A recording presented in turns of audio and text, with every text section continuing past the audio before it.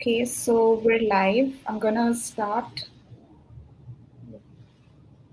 Yeah, she's broadcasting live. So, good evening, everyone, and welcome to Making Sense 2021. I'm Meghna from Mekshala Trust and your host for the event.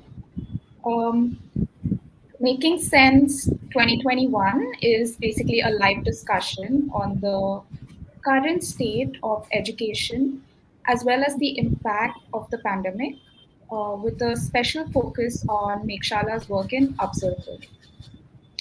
Uh, Now, the panel was envisioned to create a common platform to discuss issues that concern most of us as educators and to agree upon practical solutions that can be implemented. As an NGO, Mekshala Trust has relied upon the support of the government and CSRs to carry out our vision of equitable and inclusive education. And on that note, let me introduce the speakers for today.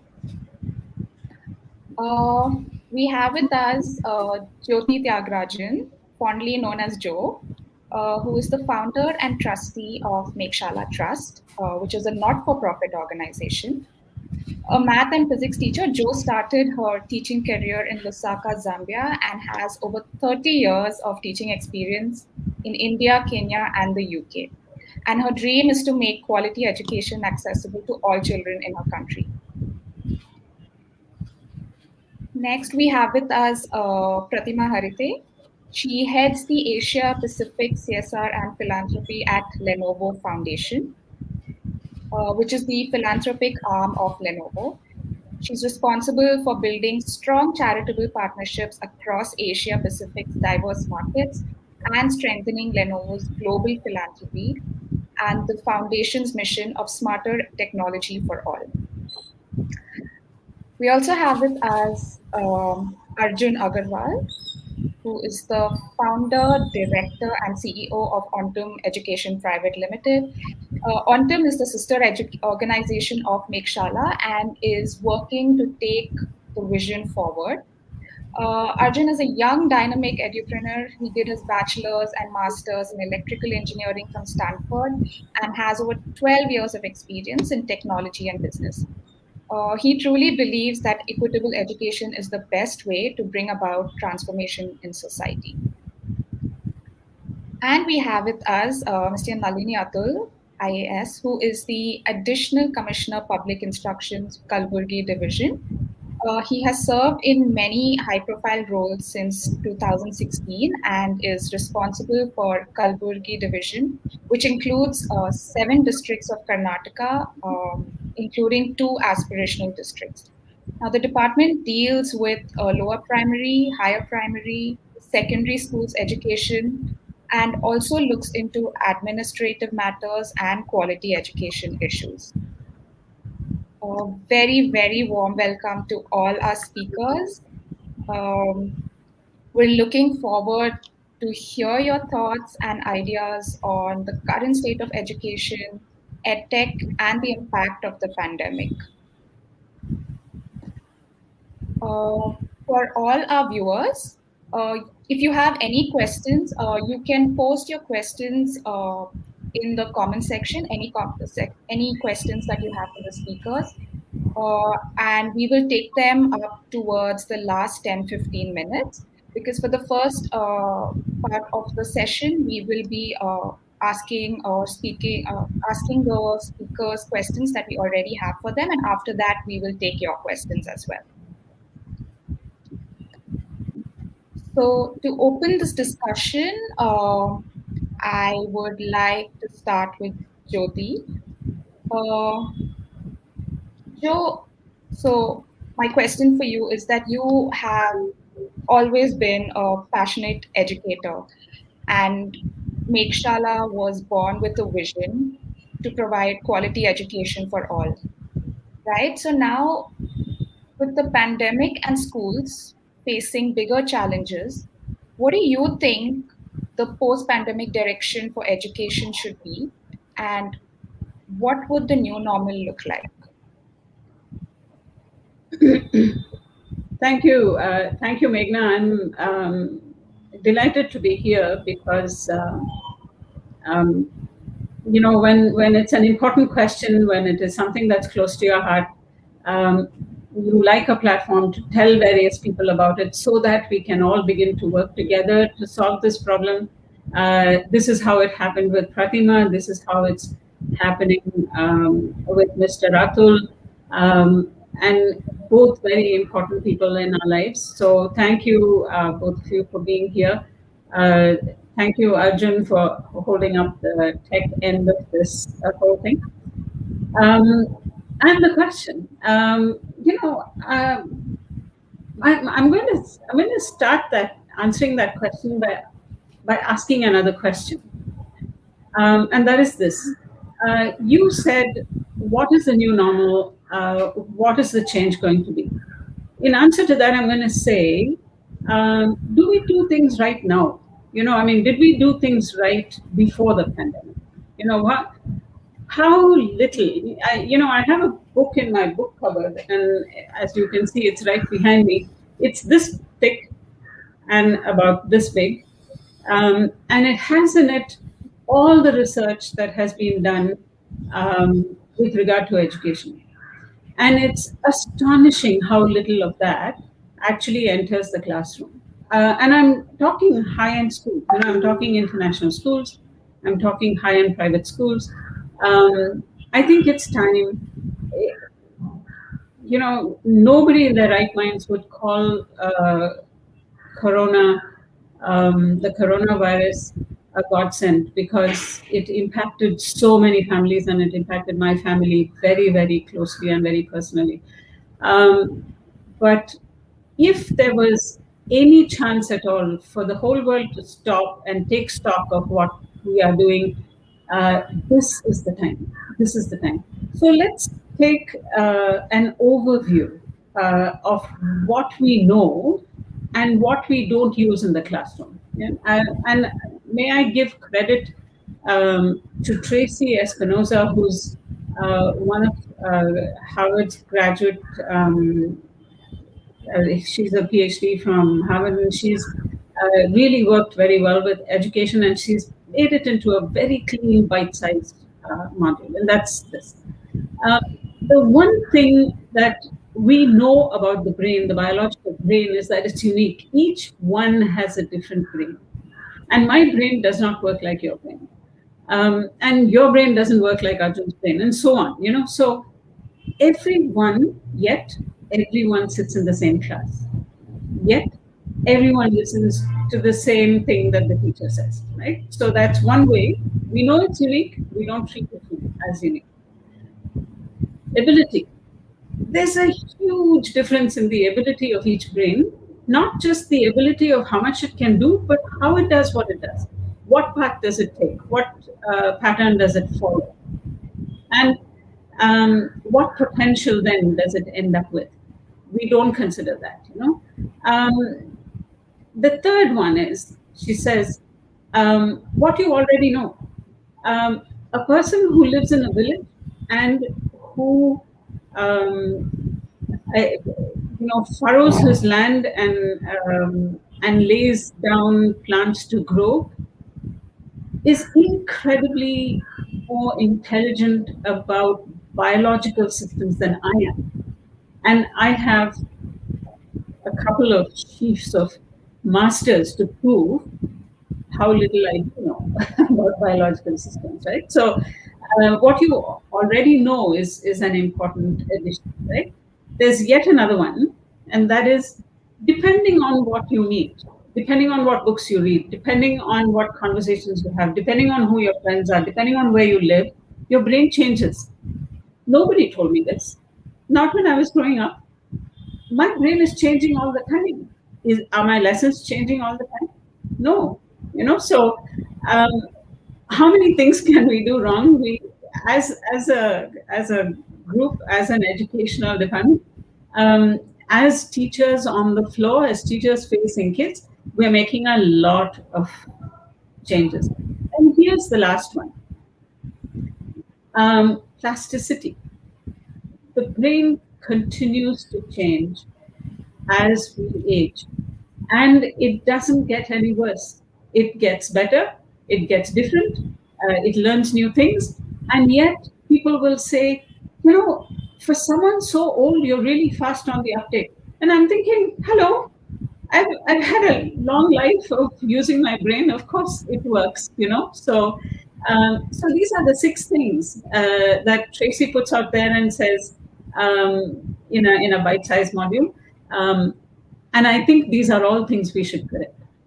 If we can help tech, if we can bring in tech to do this, we should. But this is my offering to um, a good conversation start.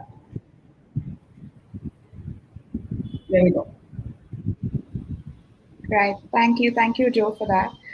So, talking about quality education and providing quality education, I think my next question would then go to Pratima. Uh, so, Pratima, we've seen that Lenovo's deep involvement with Mekshala to provide this quality education. And like Joe mentioned, even the EdTech bit of it, how do you see the need for EdTech organizations in providing access to this quality education?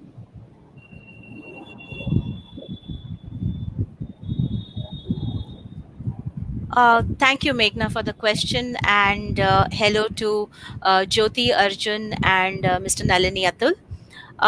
To just set the context to the question that you asked me, Meghna, I'd like to take a few minutes to explain Lenovo Foundation's mission statement.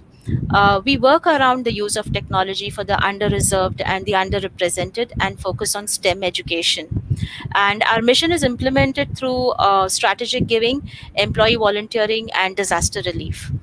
In India, we have supported STEM education through teacher enablement programs focusing on teacher training, digitization of education for access to education, and STEM labs basically to encourage experiential learning on STEM. Since 2015, we've been able to reach out to around 200,000 plus students and 7,000 plus teachers through our programs. Lenovo partnered with Mekshala in the last 4 years and has supported the Mekshala Teacher Enablement Program since 2019. Prior to COVID 19, the need for EdTech for us we saw as a complementing factor to the classroom teaching and as a capacity building for the teachers. We engaged in this program to support teacher training so that teachers would have access to content and different ways of engaging with students in a face to face interaction. But this was in pre COVID days. Also, I think we need to take into the fact that teachers were doing multiple jobs, not just teaching. They have administrative duties, they have extracurricular activities, and then finally comes the teaching, which leads to an all time low in capacity. And also training needs to be kept in pace for the latest teaching methods. And if the teachers are so involved in all these other elements, how and where were they going to be able to build their capacity? With that philosophy in mind, we signed up to work with Bekshala on the teacher enablement program. But that was before COVID. During COVID, I think the Mekshala app ended up being a blessing for students and teachers alike, a blessing in disguise to provide access to education, at least in the initial stages. I'll also take a little bit of time here to talk about a recent study that we did with Lenovo and Microsoft. It was a study called 1 Year Later, Students and Educators in Asia Pacific are beginning to crack the code for online learning. This was a survey that was done across 12 markets in Asia Pacific, and we examined around 3,400 students, parents, and educators. Interestingly, what we found is that the use of technology in education has increased significantly during the past year. That's a no brainer. This trend is expected to continue as students and educators will continue to focus their dependence on technology, and there will be an increased time being spent on learning these technologies in the coming years. In India alone, we've seen that 75% of the classes are now taking place online, in comparison to the 29% that we saw in 2020. So effectively, that means that it just brought edtech up there into the priority space. Both students and educators, the study says, have agreed that they enjoy certain aspects of online learning. There is greater accessibility, there's saving on time in commute, and there's flexibility in self paced learning. Having said that, I think most of the times there are challenges that we see in these in edtech, right? Few students and educators have explored the full suite of learning solutions that are being offered. A very small portion of the students actually know video conferencing apps such as Microsoft Teams, cloud based document sharing, and remote access files. And this is not just with students. I think it is probably a challenge even with educators. So yes, edtech has a very strong prioritized future, and there are challenges, and I think as we continue to speak we will understand more about it. That's it from me, Meghna. Thank you. Thanks, Pratima. Yeah, and I do agree. There has been a big shift to technology, especially given the whole COVID scenario. And I think with the pandemic last year, apart from the pandemic, something else that really came out was the National Education Policy of 2020. And so my question is for Mr. Ratul. Uh, the National Education Policy 2020 has been a much discussed topic. I think ever since it was put up, it has generated many conversations. As someone who has been in touch with the ground reality, how do you see this policy being implemented in classrooms? So, thank you for question, Meghna. I would just like to touch upon few aspects which were already spoken by Pratima. Uh, like when we look at edtech, when we look at education being provided through technological platforms and through uh, apps and computer and other accessories which is required to be provided to a child. Not only that, there are two aspects of the.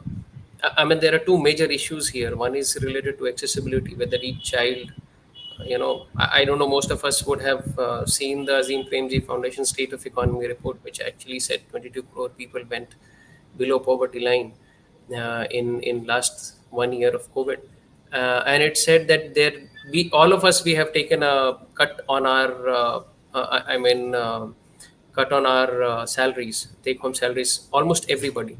Except for a few tech giants, I think almost every. I mean, there has been a huge transfer of money from one section of the society to probably the top 0.001%.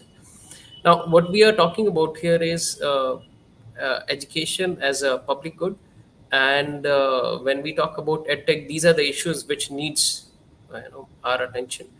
Is that whether all our children are having the access to the education that we are talking about, and second point is what is the quality of delivery. So I'm talking about accessibility and the quality of the material that they're able to access through the tech platforms. So there are enough data, NSSO data we can pick, which says like maybe some 15 to 20% people in my state are having the access to edtech. And I think in terms of quality, I probably can't say that it can go deep down, beyond like 5 to 10% as of now. So when I'm talking about like the NEP, we are talking about NEP. I just wanted that this EdTech and NEP, when we are talking about EdTech and NEP together, these are the issues which needs addressing from our side. And now going into the NEP part, I don't know whether the government is planning. I mean, as of now, I'm not sure if the government is planning to go and give, a tab to everyone, or but definitely government has been trying on digitalization. There, almost all of our secondary schools have at least a laptop projectors, screens available, and teachers are trained. Teachers have been trained. And one very interesting thing I think is, and this was brought to my notice by Meg Shala team member only, when they realized that some of our teachers were actually using the Mekshala app, this material available in Mekshala app, and they were using it to create their own content, and they were putting it on YouTube. And so there was a lot of creativity which was there from the teacher side, and that was not after training, it was spontaneous on their own. So what we are, again, what I'm trying to say is, Edtech will come with its own problems, which we have defined earlier in terms of accessibility and the quality of access which is there, and how it is being implemented and taken by the children. Because not that all the children are able to, absorb what is being taught to them through Edtech platform. Excuse me. So, and the second point is whether they have accessibility to all those materials or not. But when it comes to implementation, definitely NEP already says that. Excuse me, I'll take a break.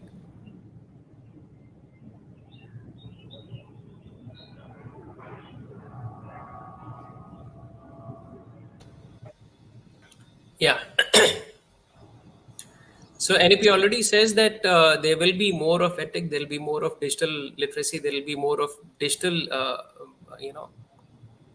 utility of digital technologies in the classrooms, and there will be provisioning for that. I think Karnataka, as far as higher education is concerned, is the first state to implement NEP. And today only in newspaper, our honorable chief minister has announced that they'll be announcing for primary and secondary also implementation of NEP from here in Kalburgi only. So when it comes to ground, there are 2-3 things that we'll have to take care of. One is the provisioning in terms of accessibility, whether the children will be given, or whether we'll be, making it available in a classroom for a group of children. How do we want to plan it? Whether we are going to give it in public libraries also or not, because education keeps happening at so many other places. And the second part is how we are going to train the teachers for using this kind of technology. Like already almost like 50-60% teachers are trained. I mean, I think the experience of Mekshala would be that you have already trained people, and you would have realized that they are quick to grab and understand what is there and implement it in the classroom.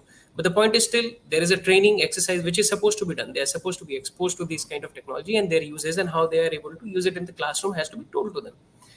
And the accessibility part, and also probably the market has to grow, and the market has to offer solutions for classrooms which are not limited to the solutions present in the market as on today. Because I see real restrictions or limitations with the available products in the market as far as Edtech is concerned. We would expect, as I think personally I'm saying, we would expect more different kind of solutions which can be used in groups rather than individual tabs in hands. So as far as NEP implementation is concerned, with reference to the Edtech, I think this is what I see as the ground reality when it is going to be implemented in the classrooms. Right. Thank you. Thank you so much for that. I think that leads me directly to Arjun's question, talking about the market having to offer solutions. Arjun, you're the founder of an EdTech company, which is the brand new sibling of Mekshala Trust, and offers an exceptional and niche classroom app. How do you think technology is helping make equitable and inclusive education a reality, or is tech enough? Thank you, Meghna. And I should have asked to go first because it's a hard act to follow after 3 such excellent speakers. But I've made a few notes, and I'll try. Mr. Atul, Pratima, and Joe made great points. I'm just going to take off some of the points that they made. And I think one of the first points that struck me on what Pratima said is that tech is here to stay. And Mr. Atul also referred to this. But what do you deliver through tech? I think a solved problem is, and this is what, for example, our app is great at, and there are other apps that do it. Tech is great at managing content and distributing content, and that's important. What's equally, if not more important, is having good content to distribute. And that comes to the second part of what we thought about at Ontim, what Joe has thought about so much at Meshal, and what Mr. Atul said, is that when choosing whether to work with students directly or work through teachers, the choice for us was really a no-brainer. The answer was to work through teachers, and we designed our content to enable teachers to improve classrooms. So why did we do it? And then, yes, we use tech to deliver that content to teachers, but a question I'd like to address is, why did we choose teachers in the first place? Well, I think the answers are plenty, and I'll go through a few of them. The first, for me personally, I think for most of us, our earliest role models were our teachers. Even today, Jo was actually my 9th grade physics teacher, and I'm honored to be working with her again. And I think that's true for so many students, that it made sense to work through teachers. The second is that, by going to students direct, I think we're doing a disservice to two of the three largest school systems in the world. The Indian government school system is the second largest in the world, and the Indian private school system is the third largest in the world. These two school systems are teaching hundreds of millions of kids a year, and there are 9 million teachers or more employed through them. So why would we not empower them? Why would we go direct to students? And the answer is, we would absolutely empower the teachers, work with what is there, because it's a great platform. And as Mr. Atul said, the teachers are eager to learn, they're hungry, right? And we want to give them tools to make them teach better. And tech plays a role in how we give them those tools. The third reason for teachers is that that's honestly how you make it scalable. That if you have to work with millions of students and you have to work on, I'm talking as an organization, if you have to work to acquire a student, the cost of that student acquisition is high, which makes you unable to offer something which is equitable. But with every teacher you work with, if you can upskill that teacher, which is what we do, that teacher teaches anywhere from 50 to 100 kids a year. And as the teacher gets upskilled, every year, that teacher is teaching 100 students and impacting 100 new students. So if you look at 1,000 teachers, you've immediately impacted 100,000 students that year. And if you work with 1,000 new teachers the next year, you're then doing the 100,000 students from the first year, from the first cohort of teachers, plus another 100,000 teachers. So you can really grow your impact very exponentially. And I think that's why the decision of what we deliver in terms of content is as important, if not more important, as the tech that we use to deliver it. So I said tech plays a great role in managing the content and distributing the content. But as Joe said, our lessons need to change, right? We need to make everything we give dynamic. So the question we ask ourselves, and something we're very excited to be building out, is going to take a while, it's going to take a year or two, is content creation, is how do we use tech to enable teachers to become more creative about the content they create and deliver. As Mr. Atul said, it is amazing what teachers do when you give them this much. We want to be able to give them this much in terms of tech and let them run with it, let them create their own lessons that are specific to their regions, let them create lessons that are specific to their students, share their lessons back into our system so that other teachers can make use of them. And that's the unsolved problem that we want to solve with content. It's not distribution and management of content, but it's in solving this problem of creativity, giving teachers the tools to make them more creative and to let them share their creativity with teachers across the world. And I think that's where tech will really make a lasting impact.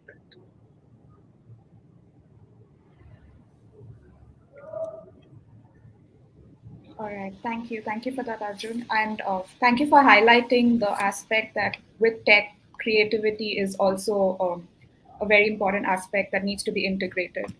I'm going to move a little bit towards the collaboration aspect of Edtech organizations, the government, or CSR.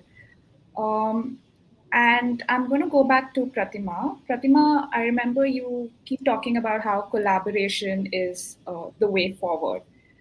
So now governments collaborating with CSR and other organizations can create successful implementation. I'd want to know, how has this translated in our interventions in Meghalaya and then Afzalpur? Yes, Meghna, thanks. It is a pet topic of mine about collaborations. And I think, if you look at the various government initiatives that focus on education, there's Samagra Shiksha, there's Sakshar Bharat that has been launched in so many states. And if we want to take NEP forward, then using CSR to collaborate with the government should be the way forward for us to do some more concrete work and reality check on how we want to take NEP forward.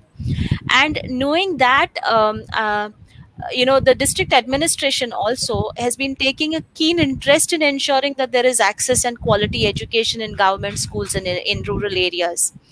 And if we have to work on the capacity building with teachers, it's best to collaborate with the district administration who is on the ground facilitating the rural schools and working with the teachers. That's why we took an informed decision to engage with Mekshala and the local Department of Education to identify key geographical areas in both Meghalaya and Karnataka where we can work with. And we were amazed by the amount of support we got on ground from senior officers of district administration, such as Mr. Nalini Atul today, who's here with us, and also from Mr. Swapnil Tembe, who is the district commissioner in East Garo and Khasi Hills in Meghalaya. Their firesightedness in engaging both with Mekshala and Lenovo has been instrumental in seeing the teacher enablement program move forward. Over the last 2 years, our program has been taken forward in 250 schools in three districts in Meghalaya and Karnataka together. And we've reached out to around 500 plus teachers and 23,000 students in these 2 years. And it would not have been possible if the district administration, the people on the ground, the teachers would not have given their full support and collaboration to take this forward. So my pitch has always been that collaborate with the government. They know how it is on the ground. We have our CSR funds. We don't know the reality, but it's good to work with them and understand how we can take these things forward.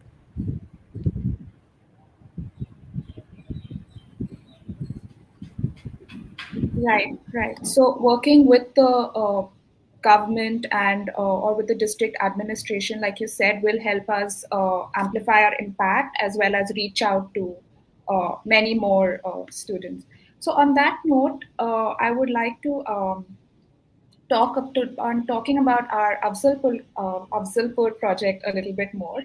Um, the support of the government has been invaluable in the implementation of our program in Afzalpur.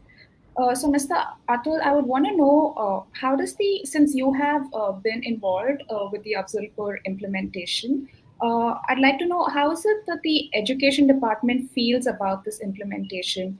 And do you think that such collaborations will help address current education concerns? And do you have any suggestions? Thank you for the question again. I think I'll take the question. Before that, I'll just add one point regarding content creation, which I think Arjun talked about, uh, which was in broad framework, the content creation will be left to the teachers so that it can be made context based in the context in which a child is living. But in a broad framework, the content will always be defined by the state, and that is also a part of, like, it's always a part of state policy. So that is one thing that we always keep in mind when we are implementing this thing, and that will be one of the biggest challenge when we are actually implementing the edtech part as far as NEP is concerned. Now, coming to the question regarding implementation, as already brought out by Prerna, I think, sorry, Pratima, I'm sorry, that collaboration is probably one of the best way in which we go ahead. And in social sectors, whenever in government, when we are working in social sectors, we are looking to partner with anyone who comes up with a concern for the sector, and with their their own competencies. So it's always a good mix of competency that we have, and it's easier to implement it on the field. Like there are competencies which is not available with me as of today, and which is already available with a partner who's coming. Say for example, Lenovo as a partner or Makeshell as a partner when they're coming. So we are mostly very welcoming, and we are like looking for such partners. And collaboration is definitely the way forward, is something that I have realized, like my 2 years of working in social sector, and whatever knowledge I have been able to gather based on interactions with my seniors in the sector. So definitely collaboration is the way ahead, and I think in Makeshell also it worked out that way. We had a lot of discussions. We worked out on the formats. Worked out. There was a discussion on what kind of things that can be provided to the teachers, how the trainings can be planned. There was a detailed deliberation on that. MU was signed.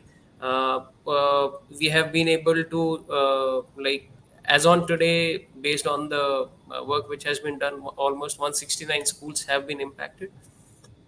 More than 340 teachers have been trained. Through these 340 teachers, we presume that most around about 15,000 children have been touched. Around 169 tabs were distributed for classrooms to be utilized in classrooms, and teachers were trained on these the pedagogical activities, and way they can creatively work on the content available in the app. So, and like how they can utilize it in the classroom with the current content which framework which has been defined for them. Mostly a lot of training has happened, and hand holding has happened at all cluster level. There has been training with teachers. One of the trainings, I was also a part of the training which was happening, distribution of tabs, and the training, I was also a part of the same. And the point is, this is something which probably will probably excite people who are coming to collaborate with education, is that teachers are very excitable creatures. They are like, they get very excited. They are very happy about new things being tested or given to them. And like kids, they will explore it. Like kids, they'll like to be taught new things, and given new things. They are very happy to explore and implement it, and to be able to show it. And, I have done, and I want to show. So they are very excitable people, and I think that is one of the most important aspects of whenever we are trying things in a new way. Like ultimately, the content and curriculum remains the same. Tech brings a new way of presenting it to the child, a new way of showing it to the children, new way of learning. More creative expressions from the teachers, more engagement in the classroom through some animations if we can do it, a presentation.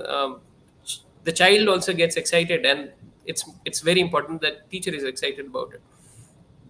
So I think probably what worked for us, probably the best, was teachers were excited about what we were trying to implement, and they found a value to what was being done.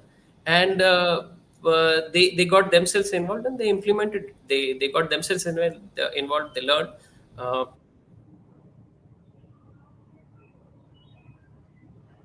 Team only, that some teacher was they were doing creating videos based on small utilizing the content available in the app and from other sources. So it is that the teachers were excited about what was being provided, and they could take that excitement into their classroom, and probably give it to the children. That's how probably we were able to touch so many children, and give through training and the orientation programs that we could do, value could be created in the system overall. Impact of such intervention will only be known because such any impact in the social sector, all of us probably know there is a lot of scrutiny of fund utilization, and a scrutiny as to what you have been able to achieve by the funds which were given to you. I am pretty sure Pratibha would already be looking for an impact analysis, and like survey, maybe what is the competency attainments in the child. But yeah, that will be seen over a period of probably 6 months or maybe an year. But there is a saying. I mean, most of the educationists, most of the people working in the education sector actually believe that such intervention, which increases the quality of a teacher, increases the quality of interactions of a teacher, will always bring some positive value to the education as a system overall, and it will reflect into the competencies of the child, whether or not we find a control and calculate it, do a comparative analysis. So I think they should be able to give us some result, and probably the Afzalpur model can be, that we can try and expand it and make it reach to other places, and more teacher can be involved, more students can be impacted with this model. Thank you so much for that. And I think Joe would agree with me when I say that and that's one of the reasons why at Mekshala we keep the teacher at the core of all our interventions and all the work that we do. And Afzalpur was a project or an intervention that happened in the middle of the pandemic. And we know that the pandemic has really affected children and schools. It has thrown up many challenges their way, and a gap in their learning has been one of the concerns, as we know that it can have further consequences. So Arjun, I'm going to come back to you, and I'd like to know that what initiative do you see as being successful in bridging this gap, this learning gap? There are a couple of things. First, when we talk about equitable education, I think we need to think of it ground up as an organization in terms of everything from funding to scalability to, even as Mr. Atul said, as training. Right? If you have a very training intensive model, which then it becomes hard to scale. If you do what Mekshala does, which is have a training, then continuously upskill teachers through use of the lessons, that makes the implementation significantly less people intensive, which is more scalable. Right? So thinking about the problem from ground up and not just saying, hey, here's my content, is the way to reach scale and make education equitable. Coming to COVID, there were two things. Right? The more I read about the learning gap, not only in India but across the world, that has happened because of COVID and because of the digital divide, the more I feel this is something that we cannot let happen again. Right? Because the gap has happened because students, as Atul has said repeatedly, do not have digital access. And I think that's where multiple stakeholders will come in and have already started coming in terms of everything from the connectivity backbone, which is a public sector initiative, to things like tablets, which is what companies like Lenovo do, and then organizations like Ontim and Mekshala that make content that is teachable online and that continuously train teachers. And I think that has to be a major focus going forward, because this is not the last time we're going to see kids sitting at home. As if it's not a pandemic, and I don't mean to sound like a doomsayer while saying this, but if it's not the pandemic, it might be a natural disaster, with climate change happening. It might be floods. It could be anything. And I think what we've all learned is education cannot stop. So I think a major learning for us coming out of this pandemic is how do we make sure the learning gaps that happened don't happen again. On the content side, something that we've done and has been received well has been building a bridge course that has changed the way that looks at teaching differently. Right? When we looked at the last year of learning, a lot of kids were not in classrooms, and we designed this before the second wave and teachers started using it. Is that when students come back into classes, we assume they've not learned, they've had a learning gap for a year. Right? We cannot cram a year's worth of learning in 6 weeks, but we can pick up key skills and concepts that we can impart to the students over 6 weeks that will help them hit the ground running when they start the new year. And that's what we did. We designed a six-week-long bridge course that we've made available to teachers across the country for grades 2 to 9. The second thing, which is of equal, if not more importance, is what is the social impact of sitting at home? What impact has that had on children? And it's had a huge impact in terms of how they socialize. So a lot of the work we designed a lot of the activities we designed were around um, getting students to work together and collaborate, because that's a key skill that you cannot teach and unless you're teaching it in a classroom context, whether that classroom is online or in person. And that can only be taught with students working together. So we have built bridge content to help students recover from the learning gap they face by taking key concepts. But I think all of us are going to have to think long and hard of how we can make sure, as we slowly come out of the pandemic, that this learning gap doesn't happen again. Right. Thank you so much for sharing that with us. And I think all of us agree that no matter what comes our way, education must continue. That is one thing that just has to keep going on. And that is why, Pratima, my next question is to you, which is, what do you think the future of education would be, and how can we become more efficient?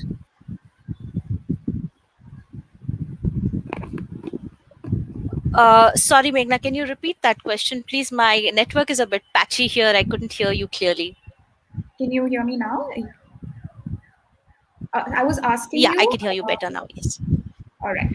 I want to know what, according to you, is the future of education, and how can we become more efficient?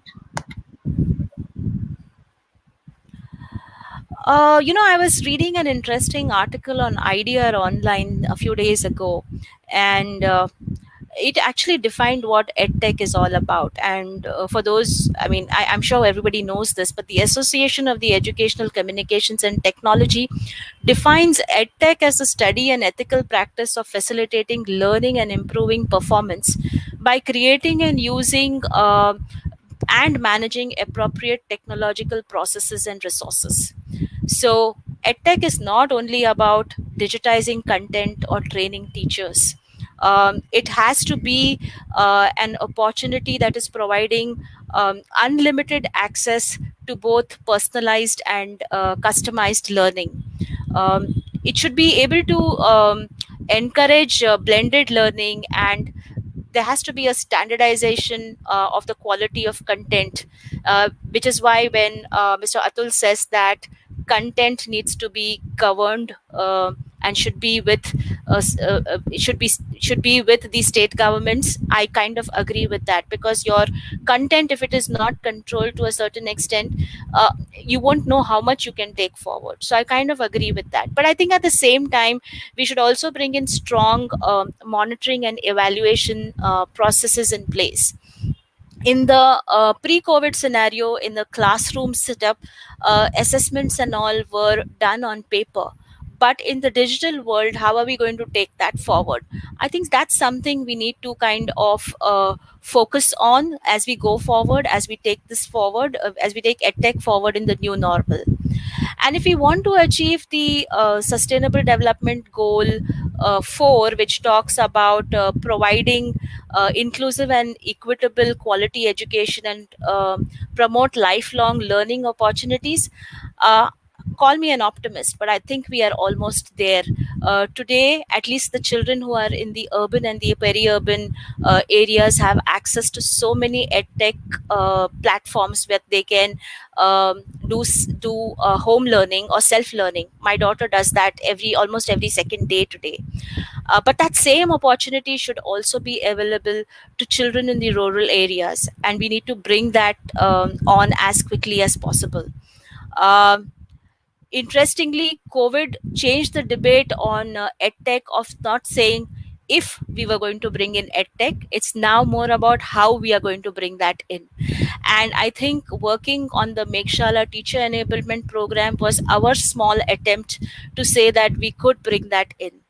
And as an extension of this question, Meghna, that you asked me, I'm actually going to reach out to Jyoti, who herself has been an educator and a strong force behind Mekshala Trust, to please share with us what kind of a roadmap do you see for Mekshala to take for the EdTech forward in terms of creating an equitable and quality education for students and teachers alike.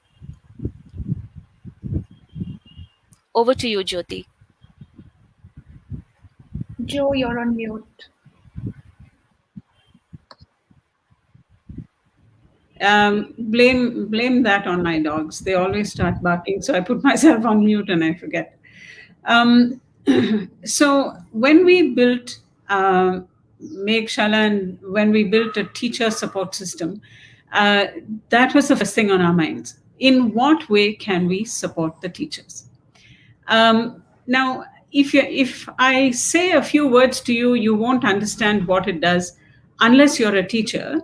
Then the teacher knows exactly what it does. Like, for example, if I say unit modules in CGC framework, if you are not a teacher, you'll say, what is a module? What's a framework? But if you're a teacher, you will know that you have access to the newest curriculum in the international world, that we are teaching concepts, not topics. We always say, I like that school. That school teaches concepts. What is a concept? What is that different from topics? These are all things that we flesh out when we go into a classroom. For example, sample lessons for different world regions. So each country has different animals, birds, music, dance, and Autumn will help each state to build place-based lessons, lessons that are placed in that state, like Bihu dance for Assam, Kathakali for Kerala, and so on. And if we cross international borders, let's say with Autumn, then for countries, whole countries change their dance, their song, their colors, their natural geographical settings, all that sort of thing. We should have different languages available to use. Our pedagogical training should be different. There are some cultures that depend on storytelling. And if you're not going to use storytelling to teach their children, good luck with that, because children are not going to learn very well unless you bring in stories into their classroom. And all of this can also become marketing collateral for schools, but that's not something we are concerned with. But if a school is able to teach much more sensibly, isn't that a much better app to give them rather than things that they have to rush through? And tech helps make that easy. When you're looking at, say, present day cell phones, remember the early ones? I mean, you could barely use them. It's so clunkish and so slow and so on. And now it's such a smooth transition between your phone and you that the phone is just an extension of you, till the app that we are designing becomes an extension of the teacher, and it's that easy to use, the teacher won't be interested in using it. So we are going to look at all of these things. We're going to make a good content management system, which is all the lessons are easily accessible by the teacher. All teachers need the student to go home after school and read something in the quiet of their own room so that they understand exactly what happened in classrooms. How many non-teachers know this? Not many, right? They think of homework as, say, 20 problems of the same sort that they did at work. That's not what homework is. Homework should be sitting down and actually reflecting on what you learned and solidifying what you had learned. And this is something that we do. And we do that because we are a group of teachers. We're a group of teachers that are writing for other teachers. We know exactly what works. And the last thing I want to tell you is that we're going to build an online community of teachers. And, when I walk into a staff room in any school and I have a problem on my hands, like some child that simply is not understanding what I'm saying, as long as I use mathematics to explain it. And I would turn around to a teacher and say, have you taught this kid, how do I fix this? And she said, I know what that works. What works there is music. If you play music in the background, she settles down and she listens to what you're saying. And that's what I would do. So if you're a single teacher, and we have a lot of single teacher schools, by the way, if you're a single teacher that's stuck in the middle of a village, and you need to know what is going on with this child, you would ask the community, and the community might give you lots of suggestions on how to handle it. So these are all things that we absolutely must put in line for us to be truly useful, right? We must analyze what kids are learning, and look at the analytics and see, so this worked. Why did this work in the South, but it didn't work in the West? What was the difference? And analyze it, cut and slice and dice it till you completely understand what is going on. So these are the sort of things that we are constantly thinking about. So if anyone has any ideas, throw it on our plate, and we are looking for things like that. The last thing that's very important is how we implement it. How do we give the teacher support? How does the teacher develop what is called the teacher eye? A real teacher walks into a classroom, she catches sight of a kid and thinks, something's not right with that kid today. And it could be a simple thing like giving her a pat on the shoulder as you walk past, and suddenly this kid says, somebody cares. Somebody cares that I didn't have breakfast this morning. Those sort of things. We sort of build what a teacher does in a classroom. We also are growing a card of barefoot educators, if that's the best thing to call them. Like, they are from that village. They can do a perfectly sensible. All our IPAs, our associates that walk into schools are from that area. They speak the Kannada that has the accent of that area. That makes them really welcomed into classrooms. And that gives them a very special, friendly air by which they can suggest to teachers what they might do in classrooms. This and many, many more. We're constantly thinking, throw us any ideas into our plate, and we'll pick it up and we'll operate on it. Does that answer your question, Meghna? Yes. Thank you so much for sharing that. And Mr. Atul, do you have something that you'd like to add to that? So I wanted to add something to the bridge courses and the learning losses. Right. So I thought I'll just add one point here. Before that, I'll just make a point which will probably also, go in the same line as Jyoti ma'am was talking about.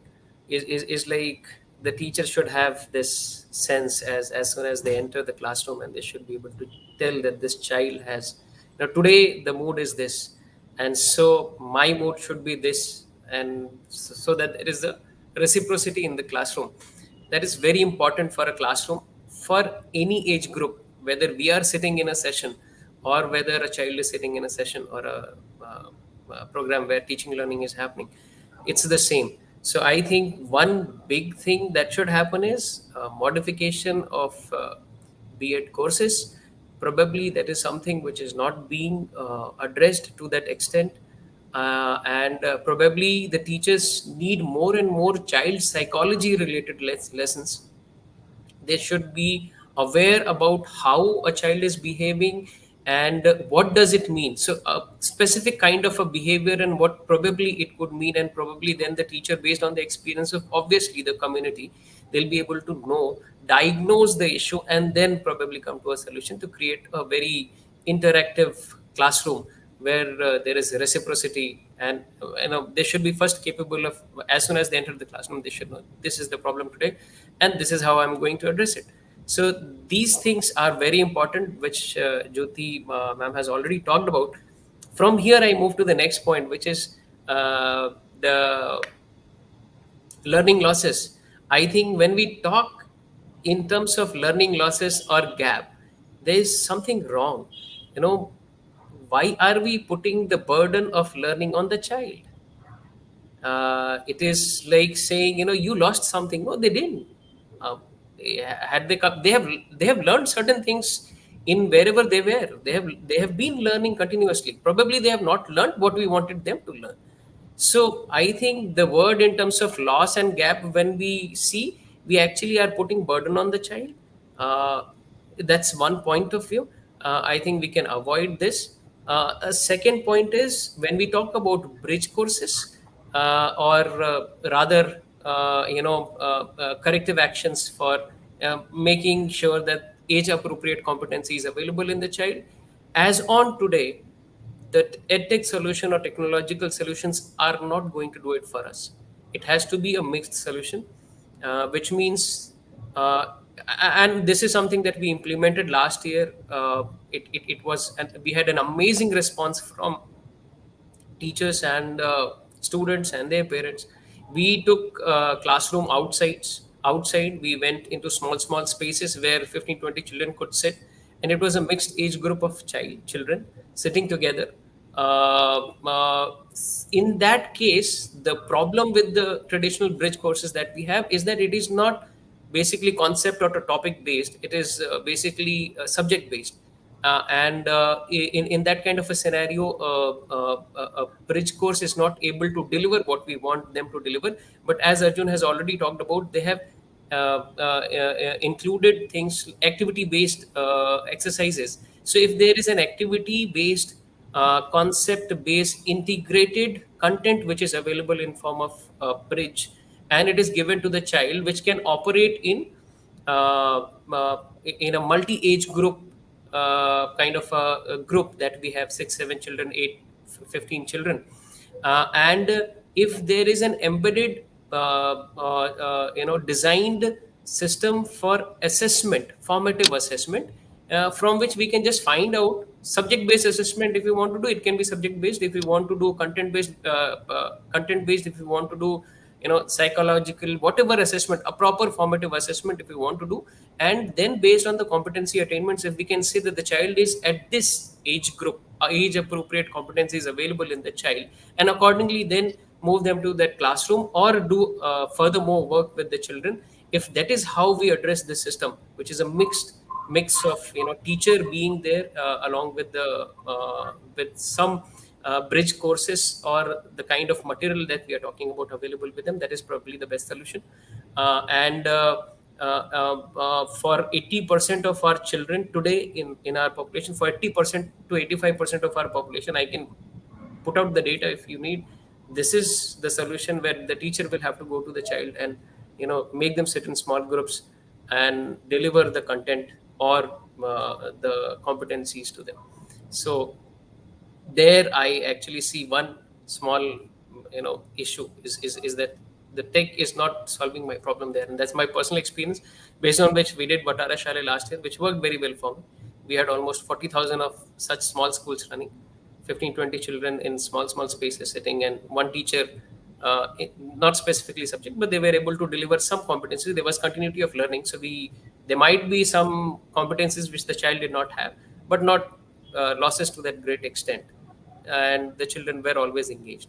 So that is one thing which probably we should look towards in future, as a solution, because I don't see in near future, in next 5 or 10 years, tech providing me a complete solution. That was one point which I wanted to make. Thank you.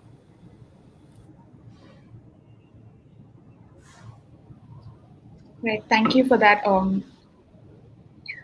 So we're just going to open questions to the audience. And we do have one question that has already come. Is that parents are worried about the learning outcome of the children as the assessments are difficult to conduct now. Is there a way to address this? And I think this question is directed to Mr. Atul.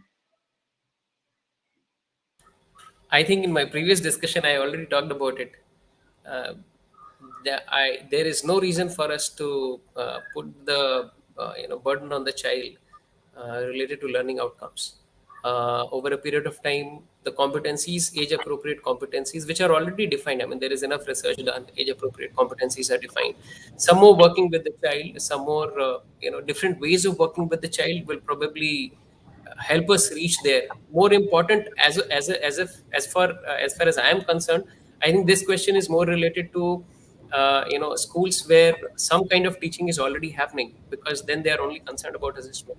As of now, the more important issue that we are looking at is engaging the children, and that's why there is a lot of discussion around opening the schools, and if not opening the schools, still making sure that we are reaching to the children somehow. And when we reach to the children and a teacher is already there, as again Joe ma'am was telling, when a teacher is sitting with the teacher assesses the child. And this, when we say assessment, it is not like giving a test and knowing what marks the child is getting. That is not what assessment is all about. Since last more than 20 years, even in India, we are talking about formative assessment, and the formative assessment is not plainly marks in a test. So the discourse learning outcome discourse purely in terms of marks that a child is achieving is actually not doing good to the sector.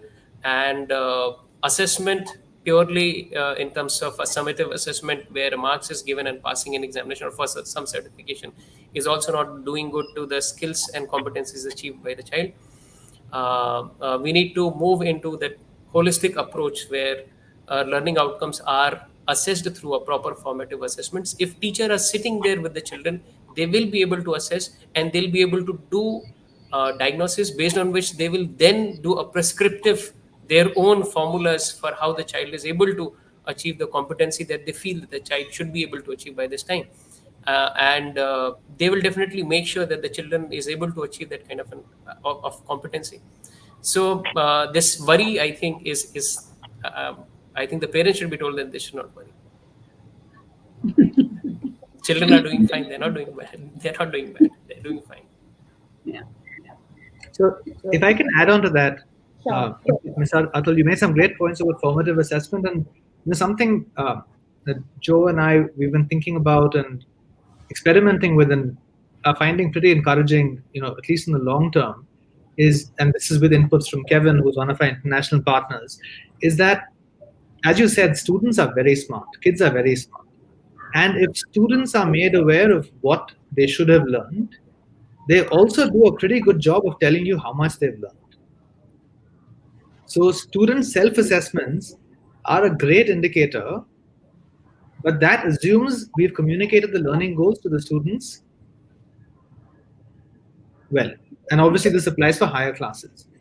And student self-assessment, I think, is another step we are thinking and researching and brainstorming about bringing in, which we feel can have a very big impact on assessing learning outcomes, which again sort of gives the agency to the students and empowers the students, because that's really what we want. Yeah. And if I could add to what Arjun said, I actually think that the same thing can be applied to teachers. Teachers also understand when they are making mistakes in classrooms, and a self-assessment is a great learning mechanism, and teachers very quickly set in place a set of gates where they won't allow them to make the same mistake in a classroom. So both student self-assessment and teacher self-assessment are invaluable, and we should see how far we can push it. In fact, we have a running teacher self-assessment, and we are astonished how accurately teachers read their own ability to work in a classroom. Right. So Pratima has to leave since she has to jump off to another call. But before that, Pratima, I'd really like to thank you for taking out time and sharing all your thoughts and opinions and giving us such deep insights about education, the future of education, and stressing on the importance of collaborating. Thank you so much.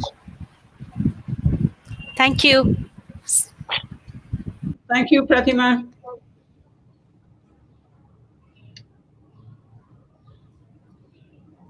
I'm just going to see if there are any more questions that we can take. We have a question which says that I have heard learning process will be maximum between the ages of 4 years to 7 to 8 years. Is the pandemic situation hindering our future learners by closing schools? So Okay, so I think again, Ms. Catherine should answer that. yeah. This question is directly marked to me. I think they've Yes, it is. mentioned. Okay. So again, I'm once again saying that this anxiety that parents have probably is not very well placed. Children are learning. The only thing is that probably they are not learning in the formal environment in which we want them to learn. Definitely there has been a loss. Definitely COVID has caused a lot of damage in many ways, in terms of we know the lives lost, we know the kind of problems that we have had in terms of economic, uh, the problems that has been there in terms of incomes of people, in terms of overall well-being of the society. We are stuck in our rooms, we are not able to move freely. All those things are there. The point is, uh, yes, closing the school is hindering the overall growth of the school, and accordingly almost most of the technical advisory committees and governments are taking call to make sure that they are ready, and make sure that the child reaches to a school and the learning is continued. One more important thing which I want to say is, let us forget the formal structure of education in school as on today. Because, say for example, if the system does not allow me to open my schools and bring children to a classroom and do a formal kind of teaching learning activity which we have been used to, still there are other ways in which teaching is happening. And I'm like, when I visit my government schools today, for class 9 to 12th, the government schools are open in Karnataka. So when I visit to my schools today, I am happy to note that even when the schools were closed, the teachers, through different ways, have been interacting with their pupil. You would realize that probably they were calling them informally to a school campus or outside school campus once in a week and giving them some worksheets which they were doing. Definitely there will be more required, and probably I mean, yes, there is some time lost. Yes, the teacher will have to probably do more in the classroom. Are the teachers ready for it? Probably yes. A lot of teacher training has happened during this gap. A lot of teacher training has happened because obviously the government knew that.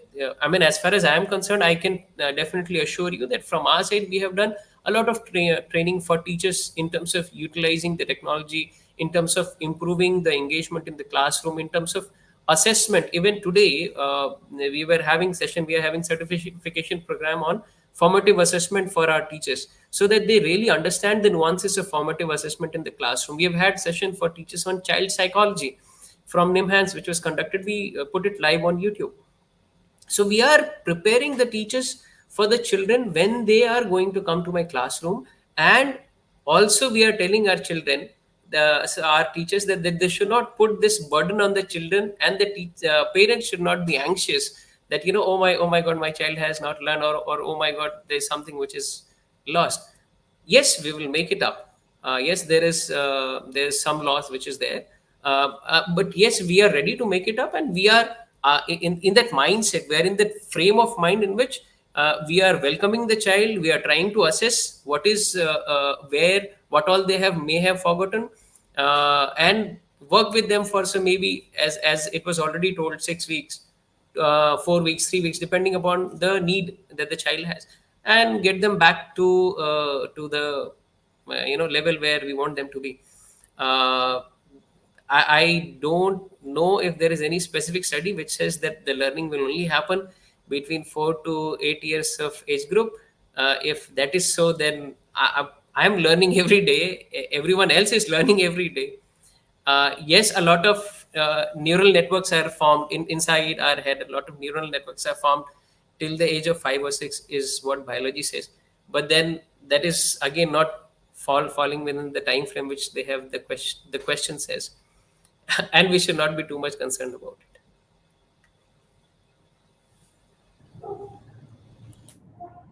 I agree with you, Mr. Atul. I really think that we don't have to worry too much about what age the child learns in. I think my greatest learning happened after I was 60. And right now, the 8, 9 years. So it's, and I talked about it, and so did Tracy, that there is there is plasticity in the brain right to the end. I think this is a great time to pick up a new musical instrument, or learning to sing or something. So people are not offended when you break into song.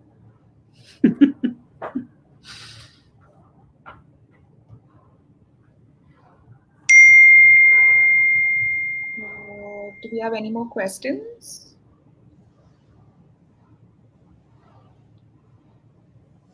Okay, so we have a question which says that one teacher described that I'm so stressed and can't sleep because I'm not supporting my students with their challenges. How are we planning to provide mental support to teachers or students in this time? This question is open to anyone. Any one of you can answer this. I'll take it because I have already told in my previous response that we have done already lessons on psychology and children's psychology to make sure that the teachers are also in good mental health. They are aware about the issues that they might be having themselves, and they are also aware about the issues that might be there in the with the children.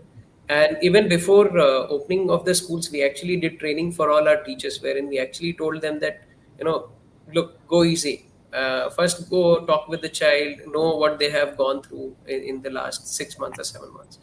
Have a feel of, build a good rapport with children. Talk to them, you'll know more about them. Ask them about their family. Ask them about daily routine during last 5, 6 months, and then go into the teaching slowly when you know how the child is feeling, whether the child is being comfortable with you or not.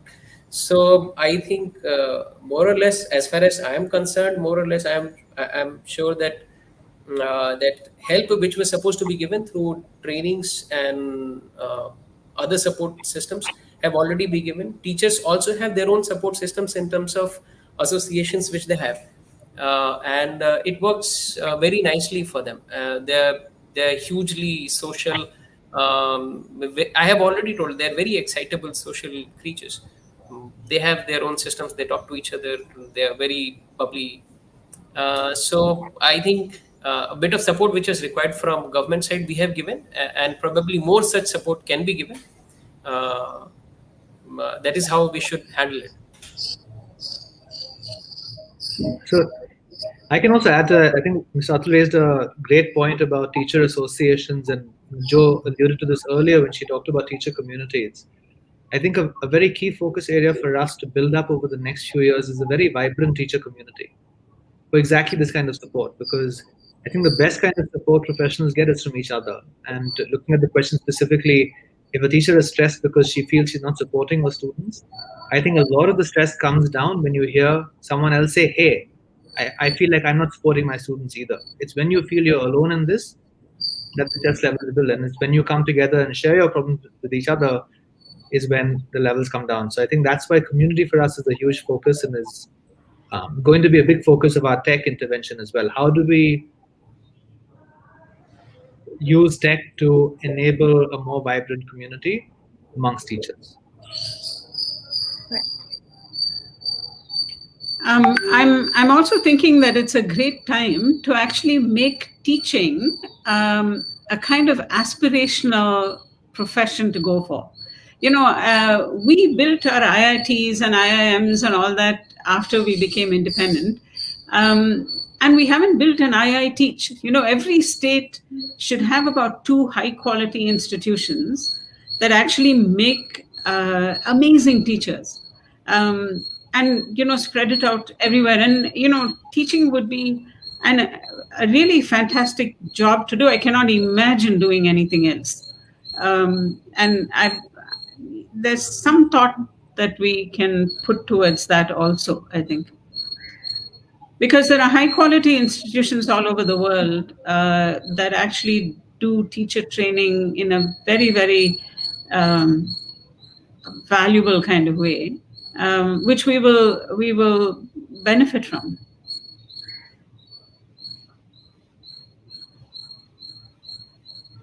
Right. Thanks, Joe. I'm going to stop with that question because we've gone 20 minutes beyond what we decided to. So, Joe, did you say something? Okay. Yeah, I'm just going to stop with that question.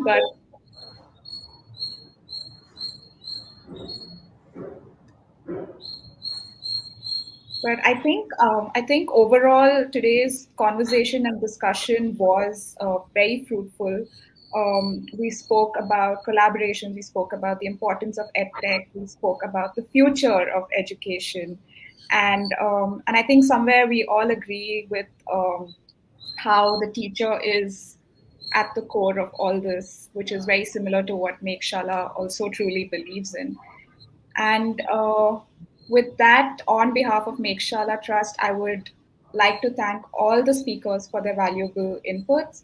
And it has been a pleasure listening to each of you.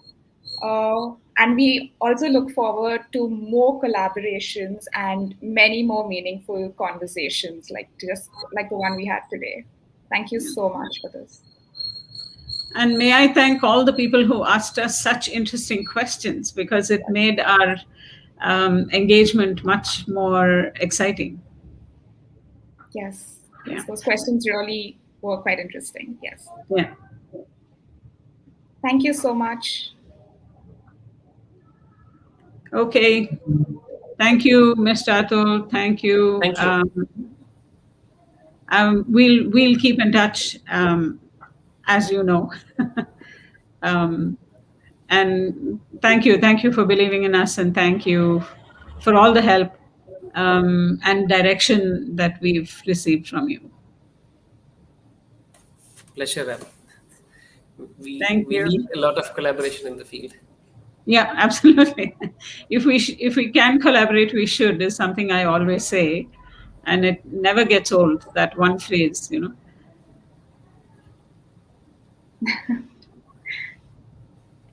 Thank you so much for taking our time, Mr. Atul.